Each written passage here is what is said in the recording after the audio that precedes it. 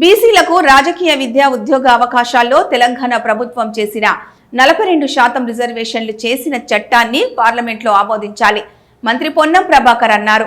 కరీంనగర్లో సన్నబియ్యం పంపిణీ ప్రారంభోత్సవ కార్యక్రమం అనంతరం మంత్రి పొన్నం ప్రభాకర్ మాట్లాడుతూ తెలంగాణ ప్రభుత్వం శాసనసభలో బీసీలకు రాజకీయ విద్యా ఉద్యోగ అవకాశాల్లో 42% రిజర్వేషన్లు కల్పిస్తూ చట్టం చేసి కేంద్రానికి పంపిందన్నారు.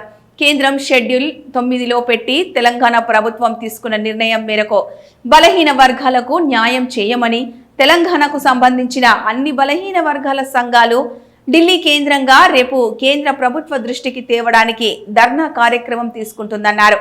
ఈ కార్యక్రమానికి ప్రతిపక్ష నాయకులు రాహుల్ గాంధీతో పాటు వివిధ పార్టీల అధ్యక్షులు, జాతీయ పార్టీలకు సంబంధించిన ముఖ్య నేతలు ఈ కార్యక్రమంలో పాల్గొంటున్నారని పేర్కొన్నారు.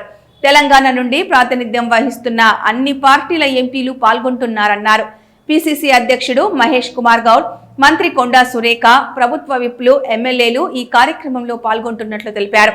ముఖ్యమంత్రి, ఉప ముఖ్యమంత్రి నాయకత్వంలో మంత్రివర్గం అన్ని పార్టీల నాయకులను కలుస్తామన్నారు. బలహీన వర్గాలకు సంబంధించిన కేంద్రంలో అధికారంలో ఉన్న బండి సంజయ్, ఈటల రాజేందర్, లక్ష్మణ్ లాంటి నాయకులను కలిసి తెలంగాణ తరపున కలిసి సహకరించాలని అడుగుతామన్నారు. తమిళనాడు మాదిరి తెలంగాణలో కలిసికట్టుగా ఈ చట్టాన్ని అమలు చేసుకునే కార్యక్రమాన్ని కొనసాగించాలని, ప్రజాప్రతినిధులు ఈ చట్టాన్ని అమలు చేసి వెనుకబడిన బలహీన వర్గాలకు రిజర్వేషన్లు పెంచే చట్టాన్ని అమలు చేయాలని విజ్ఞప్తి చేశారు. ఫిబ్రవరి 4న సామాజిక దినంగా జరుపుకుంటున్నారు. ఏప్రిల్లో బాబు జగజీవన్ రామ్, అంబేద్కర్, జ్యోతిరావు పులే లాంటి మహానుభావుల జన్మదినాలున్నాయన్నారు. ఇటువంటి ఏప్రిల్ నెల సామాజిక ఉద్యమాలకు అంకురార్పణ జరుగుతోందని, కేంద్రం కూడా సానుకూలంగా వ్యవహరించాలని కోరారు. తెలంగాణ ప్రభుత్వం శాసనసభలో చట్టం చేసి 42% స్థానిక సంస్థల్లో విద్యా ఉపాధి అవకాశాల్లో చట్టం చేసి కేంద్రానికి పంపింది.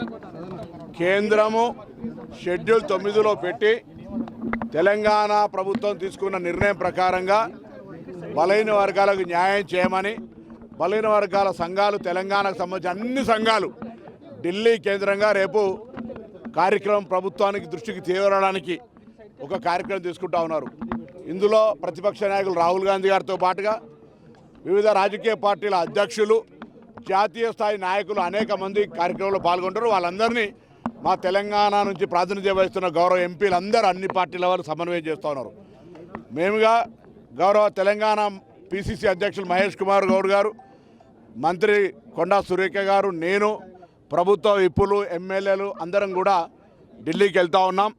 కొంత గౌరవ ముఖ్యమంత్రి గారి నాయకత్వంలో, ఉప ముఖ్యమంత్రి గారి నాయకత్వంలో మంత్రివర్గ సభ్యులు, అన్ని రాజకీయ పార్టీలకు సంబంధించిన వాళ్ళు, కొంత అన్ని పార్టీల వాళ్ళని డెలిగేషన్గా కలిసిన, కొంత తెలంగాణ ప్రాంతం నుంచి ఉన్నటువంటి బలహీన వర్గ నాయకులు, కేంద్రంలో అధికారంలో ఉన్నటువంటి బండి సంజయ్ గారు కావచ్చు, ఈటల రాజేందర్ కావచ్చు, లక్ష్మణ్ గారు కావచ్చు, ఇటువంటి కొంతమంది నాయకులను కూడా మేము శాసనసభ్యులము, మంత్రి తెలంగాణ తరఫున బలహీన వర్గాల నాయకులను కూడా కలిసి ఇందుకు సహకరించమని అడుగుతాం.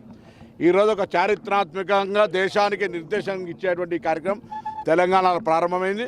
దీనికి తమిళనాడు మాదిరిగా తెలంగాణ రాజకీయ పార్టీలు, ప్రజలు అందరూ కూడా కలిసికట్టుగా ఈ చట్టాన్ని అమలు చేసుకునే కార్యక్రమం కొనసాగించాలని అందుకు అందరికీ విజ్ఞప్తి చేస్తూ ఉన్న తెలంగాణ రాష్ట్ర బీసీ శాఖ మంత్రిగా అన్ని రాజకీయ పార్టీలు, అందరు ప్రజాప్రతినిధులు ఈ చట్టాన్ని అమలు చేసి వెనుకబడ్డటువంటి బలహీన వర్గాలకు సంబంధించినటువంటి ఈ 42% చట్టమై కేంద్రం ఆమోదించే దిశ లోపల తీసుకుపోవడానికి సహకరించాలని, ఇప్పటికే ఎస్సీలకు సంబంధించిన కేటగిరేషన్ చట్టమైంది. అది రాబోయే ఉద్యోగ నియామకాలు అమలైతే వాళ్ళకు కూడా 30-40 సంవత్సరాల దీర్ఘకాలిక సమస్య, అది పరిష్కారమైంది.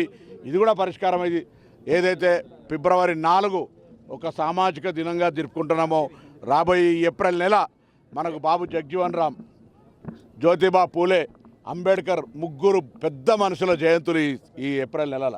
అటువంటి ఈ నెల సామాజిక ఉద్యమానికి, సామాజిక నిర్ణయానికి అంకురార్పణ జరగాలని ఆకాంక్షిస్తూ కేంద్రం కూడా సానుకూలంగా వ్యవహరించే విధంగా తెలంగాణ నుంచి ప్రాతినిధ్యం వహిస్తున్న మంత్రులు కానీ, నాయకులు కానీ, కేంద్రంలో ఉన్న వాళ్ళు ఇందుకు సహకరించాలని కోరుతా ఉన్నాం. అది ఈరోజు సమావేశం అవుతుంది, నేను మాట్లాడతాను. సమావేశం అవుతుంది ఇప్పుడు 10 గంటలకు హైదరాబాద్లో సమావేశాన్ని నేను కూడా పోవాల్సి ఉంటే సమావేశానికి సంబంధించిన అవుట్పుట్ నేను సిరిసిల్ల చేరే లోపల చెప్తా అదన్నీ చెప్తా దానికి సంబంధించి కొద్ది డాక్యుమెంటేషన్ అవన్నీ ఆ సబ్జెక్టు నేను చెప్తా. దయచేసి సబ్జెక్టు సిరిసిల్ల లోపల వస్తుంది. ఇప్పుడు నేను ఈ ఢిల్లీ పర్యటనకు ఈ కార్యక్రమం అవుతున్నా అది అన్ని వివరాలు డీటెయిల్గా మా మంత్రివర్గము మేము అన్నీ కూడా స్పష్టంగా ప్రజల ముందు వస్తాం. ఎవరు ఏ ఆరోపణ చేస్తారు, ఏం ఆరోపణలు చేస్తారు అన్ని వివరంగా తేట తెలంగా వస్తాం. అన్నీ చెప్తా అన్నీ క్లియర్ ఆల్.